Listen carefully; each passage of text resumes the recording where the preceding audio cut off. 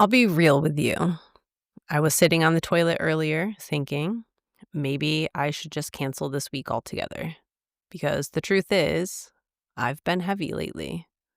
Not just with life, but even with this podcast. And for a moment, I wondered if I even had it in me to record. But instead of skipping it, I wanted to put where I'm at and how I'm feeling on full blast for the world to hear if you choose to listen. Because this podcast isn't about pretending healing is always pretty or polished, because it's not. Sometimes it's messy. Sometimes it knocks you sideways, and that's okay.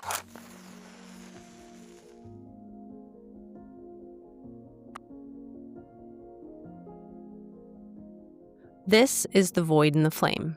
I'm Rachel, or Ray. Nobody special, just someone who's been through some stuff and still figuring it out. I started this podcast with one simple hope: to help people feel less alone, to remind you that no matter how permanent your pain feels, there are ways forward. There are people who can relate, and there are tools that can help. But here's the thing. I didn't fully realize when I started in trying to help others that I'd end up facing a lot myself. It's kind of reciprocal like that. And while I knew that might happen, it doesn't make it hurt any less when it does. So it's a gentle reminder that healing isn't linear. And when we think we've gotten certain things figured out, when the next storm hits, suddenly we feel like we're back at square one. But I want this to be another reminder to you that you're not back at square one, because this time you get to start from experience. You have new tools, new perspectives, and that makes all the difference.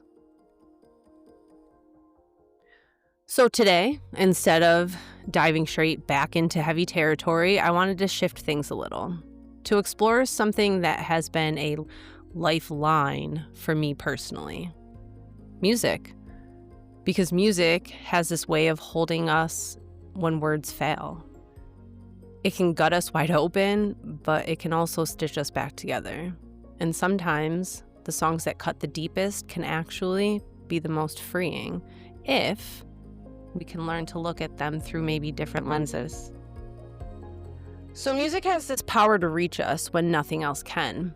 Science even backs this up, because research has shown that listening to music can reduce symptoms of depression by up to 25% in some cases. And another study found that just 30 minutes of music a day lowers stress hormones like cortisol, and it improves heart rates and basically boosts overall mood. And that's not just entertainment, that is legit medicine. And today, I'm not doing this alone. I've got my buddy Brian here with me, so together we're going to talk about the power of music, not just emotionally, but scientifically. And then maybe we'll share some of the songs that hit us the hardest and why. And we'll look at how you can use music, whether it's soothing, energizing, or soul-crushing, in the best ways, all as a tool in your own healing process. Hey, Brian, thanks for joining me today. Absolutely. Happy to be here. I think this is a pretty exciting topic, especially because you yourself are actually a musician. Is that correct? I pretend to be, but yeah. Hey, sometimes we have to fake it till we make it, right? Absolutely. So what got you into music to begin with? I can't really pinpoint it. I know growing up, I just listened to whatever my parents listened to, whatever my siblings were listening to. So, I grew up with all the boomer music, all the Gen X music. So, everything from Pink Floyd and Zeppelin to Nirvana and Soundgarden, all that stuff. Grew up with all that stuff. So you got a nice eclectic taste of music. Oh, absolutely. Probably a very interesting playlist library. Absolutely. That explains why, I dip into so much different music now. Yeah. So. I mean, who are some of your favorite artists right now, would you say? Maybe 2025? Right now, definitely Sleep Token, NF. Those are kind of top of the list for me right now. I can always throw their discographies on repeat and just go. Yeah, I think a lot of people are feeling the love for Sleep Token these days. Yeah. I think it gave the masses almost this opportunity to feel seen, because the way that man really can just magically intertwine lyrics. I don't know about you, but that stuff guts me a lot. Yeah. It gets me to deep parts of my soul I didn't know existed. And it's really beautiful to watch what they can do. Just the genre bending that they do these days is incredible. Like their song Gethsemane off their most recent album is just, to me, it's just a perfect song because they blend like 4 or 5 different genres in that one song, and it builds and builds and builds and builds lyrically, and then there's that huge relief with the crushing guitar riff like near the middle of the song, and it's just like builds, release. Yeah. So there is actually, I've learned recently with Sleep Token, there's certain things that they do within their music. They're like that are hypnotic, and they use like NLP techniques too. So it really helps people enact change, which is actually a lot of the stuff I do on the podcast too. I'll use certain terms and say certain phrases to just help get your subconscious going. Right. And Sleep Token kind of does the same thing. It's pretty sweet. Yep. It's very fascinating, maybe a little scary. A little bit. It's kind of crazy how like serendipitous like music has been in my life, because like I was telling you earlier, I don't find music finds me when I need it. So like when I had a falling out with a very close family friend a couple years ago, I found the Pain Remains trilogy by Lorna Shore. Okay. Like that 20 minutes of music, just like listening to it straight through is the only way to listen to it, in my opinion. And it just like kind of, the way I describe it, it's just like it would grab my rib cage and just like squeeze. And then like by the time that 20 minutes was over, I could finally exhale again. It's just like it just grips you emotionally like that tightly. Yes. And we were talking about this a little bit earlier, how there's people on the planet that can't actually feel the depths of music like that. But then there's so many of us, like our friend, that just like goosebumps completely head to toe. Like, and some of us, it just hits us in such a profound way. And it's like, how do you kind of explain that to people? You know, like it literally, you can kind of do this whole like body scan of how it affects you, you know, like what you said, squeezing your rib cage. Like sometimes for me, it's like my chest gets really tight or my palms get really sweaty. I mean, Eminem probably knows how that feels, right? But it's profound when you really think about it, you know, how much music can really, truly affect us. It's a beautiful thing. Absolutely. And it also makes me think about how music is actually one of humanity's oldest medicines. It was one of our oldest forms of communication and language. I mean, anthropologists believe that before we had language, we had rhythm and we had sound. So our ancestors would use drums, chants, sounds. I'm sure we could all come up with some funky sounds to try to communicate with each other right now. But music was the beginning of language, and that's pretty cool all in itself, right? Absolutely. So just bang on some walls, maybe. Bring me the mashed potatoes. Anyway, sorry, I'm a weirdo. So today the science lines up with that. You know, stroke patients, actually, I don't know if you know this, can speak sometimes and regain their language faster just through singing therapy. I didn't know that. Yeah. Because music engages both sides of your brain, so it helps you actually rewire those damaged portions. So when people say music saves lives, it's not a metaphor. It's actually backed by neurology history and lived experience. So you can take that and put it in your back pocket. So with music in general, and we all know it can do a lot of things for us. Have you ever found yourself kind of using music as like a real life, real world strategy to say kind of change your mood? Because I know we were listening to some music a little earlier that was a little heavy, and it's like, all right, let's change the vibe, because sometimes you need that shift.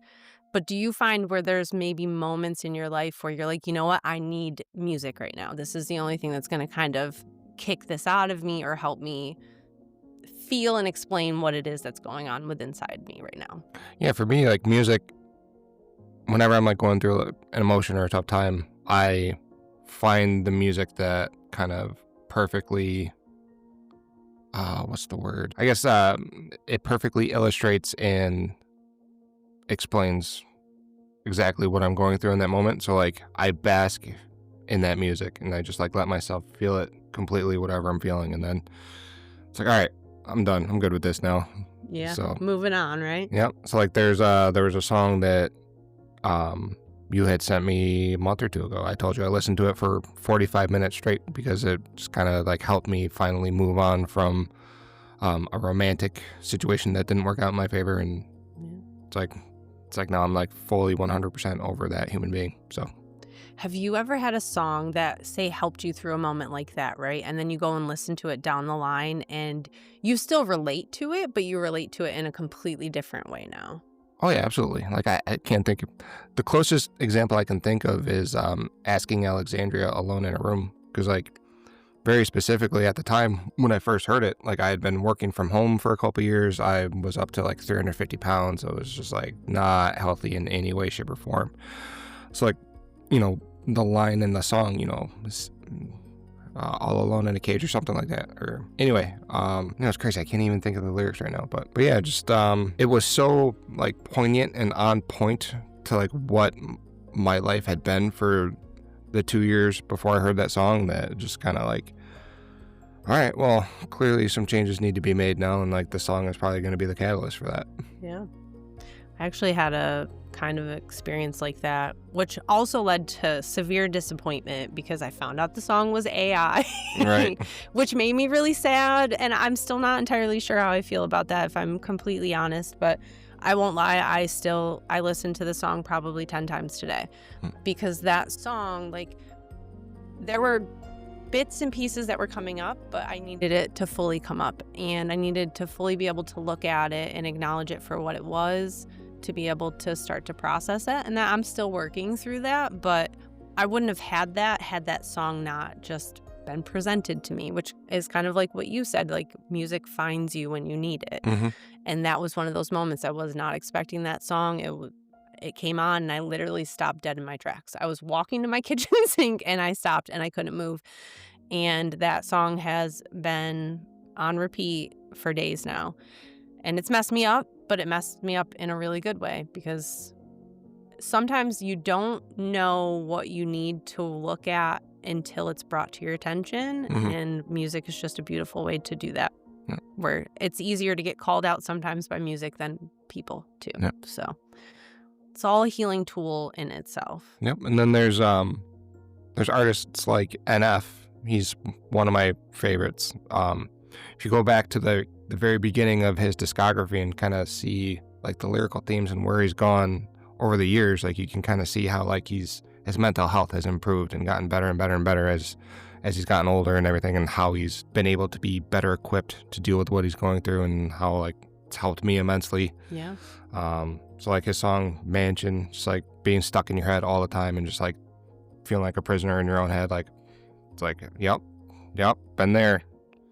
That reminds me of that song I sent you by Alec Benjamin, Mind is a Prison. That's the same thing. And I think that brings me peace, because it reminds me, as much as I trap myself in my own head, I'm not the only one. There's so many people on the planet that experience those same exact things. So it makes you feel connected. And I would think that artists going through these things, to be able to be vulnerable, to put that stuff out there, like that's healing all on its own. Being able to hear yourself say some of these things, that can have pretty profound impact too. So yeah, that's why that's a big reason why I adore Halsey's album, The Great Impersonator. Like that entire album is just like so raw, like everything that she had been going through for like the couple years prior to like making that album, and it's just like damn, like it's like wow. Yeah. She's like props to her, because like it takes a lot of guts to like be able to put that out into the world when you have as big a fan base as she has. Yeah, no, 100%.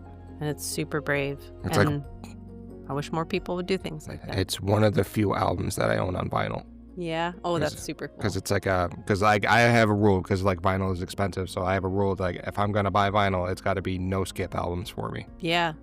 So. Do you find yourself finding a lot of albums where you don't skip a lot of songs? Because that's been a struggle for me with artists most of my life. Like, it's pretty rare. I will have like one or two songs where I'm like, oh, these are great. And then I'll listen to the other ones. I'm like, yeah, no, I can't connect with them. Yep. Just hold on to those ones, I guess. Mm-hmm. But Sleep Token is one of those bands for me where it's like... the entire discography. Exactly. I remember like Khalid, not DJ Khaled, but Khalid. He was very young when he first came out. This was several years ago. Every song he put out, like I could relate to, like I loved. So he was another no skip for me. And Patrick Droney. Those are probably my three where it's like no skip. Yep. But I still struggle. I skip a lot of music. Yeah. Yeah, like NF song Change. Like like lyrically, like there's stuff in there that like it hits close to home. It talks about like I know what I need to do to be able to change, to be able to like improve my life, but I just like, act like I don't, but I know I just don't want to commit and do the things necessary to make those lasting helpful changes. And just like, no, I think like at the very end of that song, like there's a line that goes like, last year I felt suicidal, this year I might do something different, like talking to God more. And it's like, that's like one of those things that kind of like, all right, maybe I should start like flipping through the Bible again. Yeah. Because like there's just profound ancient wisdom in that book.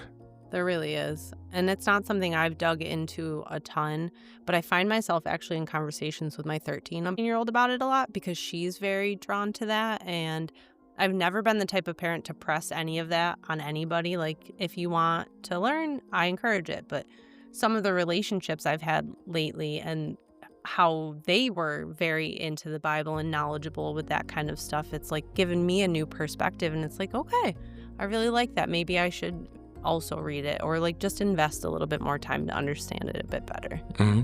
But I don't know, religion is one of those things. Everybody needs something to believe in. I actually had a conversation with our mutual friend about the Bible. It's like if you can separate like the dogma and the religious aspect of it and just kind of look at it as like a book of wisdom and not, like this is the end all be all of existence and how everything went down, then I think people would be more open and receptive to the lessons from it. Because like there's that quote, love is patient, love is kind, and so on and so forth. That's from the Bible. Yeah. A lot of people don't know that. I think a lot of phrases and terms people use are from the Bible and they don't realize that. Yeah, like for me, like I've kind of lived by this quote that I heard from a guy I was following like years and years ago, but don't give cement shoes to the devil on your shoulder. Yeah, no, 100%. I like it. I think those are good words to live by. Don't do that. But I think too, when we look at music and we get into it, or even just religion in general, it's a way for people to see that we're not alone. Mm-hmm. And we don't have to be alone. We don't have to heal alone. These are all things that we can work through with multiple tools and whatever feels right. And music has always been one of those things for me that I've just always gravitated towards. I've always lost myself in it. I've used music processing a lot of things, and it's literally helped me get through some very, very dark times, which I feel like is probably pretty relatable to most people. Yeah, absolutely. I think I enjoyed that the Sleep Token Facebook group that we're both a part of. Like, I scroll through the posts on there from time to time, and it's like there's a lot of it basically turns into a support group. Yeah. So like it's just like those lyrics are so powerful, and they speak to so many people's experiences that it's just kind of like a universal thing that like everybody can relate to it on some level. Yeah. I think we spend a lot of time thinking that our stories, this might sound bad, but like unique, right? Mm-hmm. Or special in some way. And I'm not trying to downplay anybody's story by any means, but it's like the reality is that what you've been through, I guarantee there's probably somebody that's been through something pretty close. There's always somebody that can relate. And I think with everything in the world, we've been shown to try to be pushed so in a solitary place and be alone that it's nice to be able to combine or to be a part of groups like that where it's like you're not alone. This person's going through the same thing you are. And I remember Vessel had put out some note, and at the end of it, it was basically people telling him like how he saved them, right? Mm-hmm. And it's like, no, you guys saved me. Yeah. And I feel like you can feel that in the music that he puts out. Absolutely. Like he put that out, and it probably created something he wasn't expecting in his life. And that's a beautiful thing all in its own. So I don't know. I like to ramble, guys. This is why you don't give me free talk and an open mic. Yeah. Yep. Comparing pain is the most fruitless and pointless thing human beings do.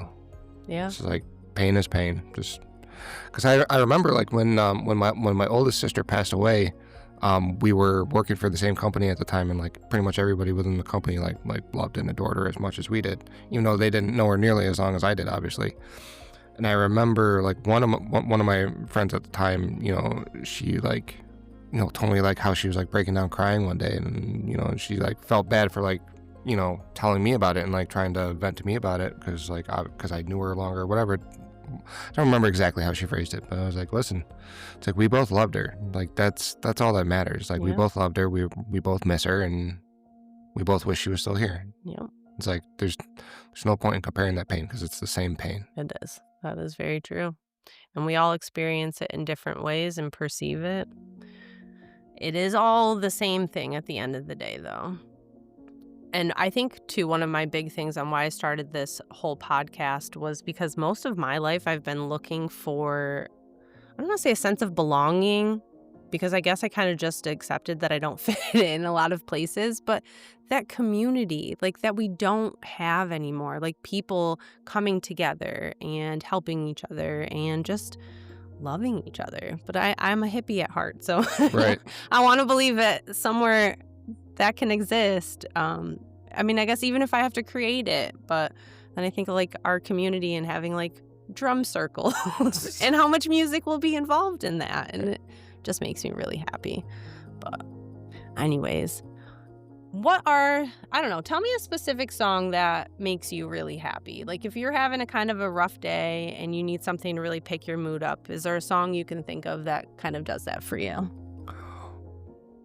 Well, the song we just listened to, Electric Callboy's cover of Every Time We Touch, it's just hilarious. Or like pretty much anything that's like Electric Callboy, like it's like, this is the most silly and absurd thing I've ever listened to. I love it. That's great. Cause like I remember like the first time I actually like listened to their album Techno, I was in the gym and like I was like doing bench press, and like that like first vocal melody came in or whatever, and it's just like I was like trying not to like laugh as I was like doing my reps because I didn't want to drop 150 pounds on my chest. So absolutely, yeah, that definitely helps. But yeah, love Electric Callboy. Just like if you just want silly like heavy music, just like go listen to them. Okay, that's good to know, because I don't think I've ever heard of them really until you had showed their song today, and I'm always looking for new music. I like to think of music sharing as a love language. For me, I really love that. Like we have that nice back and forth, and it was kind of cute because I noticed our friend last night, she was smirking at me because there was another song. I'm like, oh, I sent you this song. And it was just cute because it's like, I think in that moment, she realized that's one way that you and I might communicate too. And yeah, that was like really the genesis of our friendship was music. Sharing music back and forth. Yep, that's how it started. You sent me a song and I listened to it. I'm like, okay, shit, yeah, this is where I'm at. And I'm like, well, thank you for that. And it was a great opening icebreaker. I loved it. And it was a good way to get to me, and you didn't even know it. So good job, Brian. I don't know, it's music has always been able to better articulate. That was the word I was looking for earlier. Music has always been better able to articulate what I want to say better than I can. And like I consider myself a relatively decent writer. And it's like sometimes I just can't find the words, and music is my voice. Yeah, no, absolutely. I feel that very deeply. Like I am a pretty passive person in life. And I mean, for anybody that has met me or they know me, I'm not a fighter. So when I get those moments where I want to like beat people up, I always go to like I prevail, bow down. Yep. And I just like scream that song and I instantly feel better and I don't want to punch anybody. But it's like I've shared that song with a few people and it's become like their gym like pump song. Yeah. And it's like, okay, so you use it to push yourself and I use it to not punch anyone. Yeah, I've used I Prevail in the gym a lot too. So no, they're great. I love them. Yeah, they're a lot of fun. Though I heard that their lead singer, it's someone different now, or he had left. Yeah, like one of their singers, they is no longer in the band. I don't know the whole story behind it. I didn't look into it. Makes me sad. I don't know. I liked him, but we'll see what the future holds for them. Time shall tell.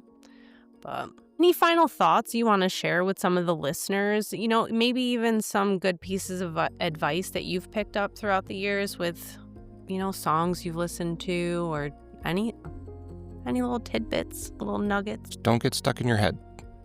Yes.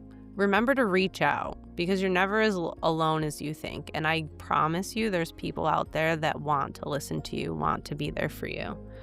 And this is like me calling myself out because especially everybody needs some. If you have any kind of like hobby that you think is like a weird niche hobby, like Magic the Gathering, like I've met some amazing human beings through playing Magic the Gathering and going to local game stores to just play Magic with people. It's like, yes, Magic the Gathering is like one of the nerdiest hobbies you can do, but you can also meet a lot of really, really amazing people.